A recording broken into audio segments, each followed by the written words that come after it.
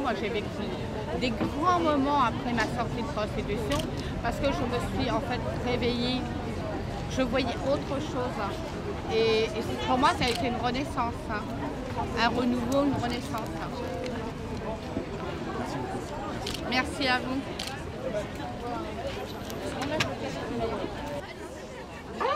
Il y en a toujours qui viennent.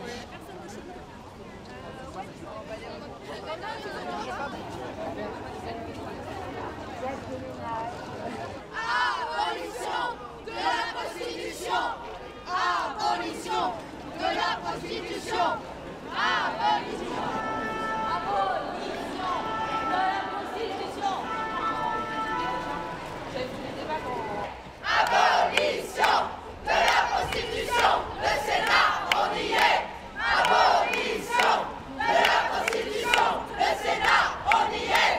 Abolition de la prostitution! Le Sénat, on y est! Abolition de la prostitution! Le Sénat, on y est! Abolition! Aujourd'hui, la ville de Paris, elle s'engage auprès des associations pour aider les prostituées à se sortir de cette situation de victimes et de traite humaine, parce que beaucoup d'entre elles veulent s'en sortir. La préfecture de police, elle agit, elle démantèle des réseaux. Néanmoins, à chaque fois qu'elle agit, d'autres réseaux se mettent immédiatement en place. Donc aujourd'hui, on voit bien que pour en finir avec la prostitution et pour que ces femmes victimes puissent s'en sortir, il faut pénaliser le client.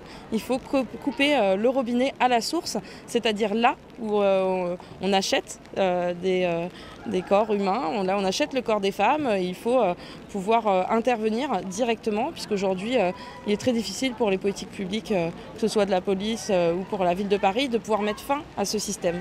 On aide, on fait avec nos moyens et avec beaucoup d'intervenants comme la préfecture aussi. Voilà, on coordonne un peu toutes les politiques publiques sur ce sujet, mais on a besoin que le robinet soit coupé à la source. Donc il faut être abolitionniste. Il nous semble très important que soit réintroduit dans la loi la pénalisation du client. Pourquoi ?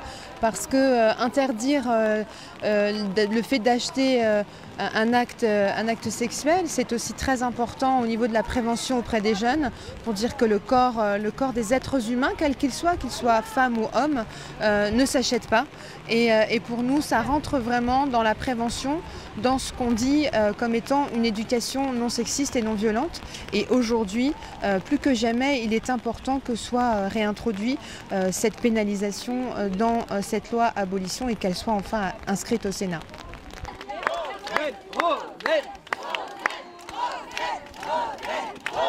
Je pense que c'est un bilan, en tout cas, qui nous fait très plaisir, qui est positif. Évidemment, on a toujours envie qu'il y ait plus de monde. On ne pensait pas être aussi nombreux à accompagner Rosen dans sa marche depuis la porte d'Orléans ce matin.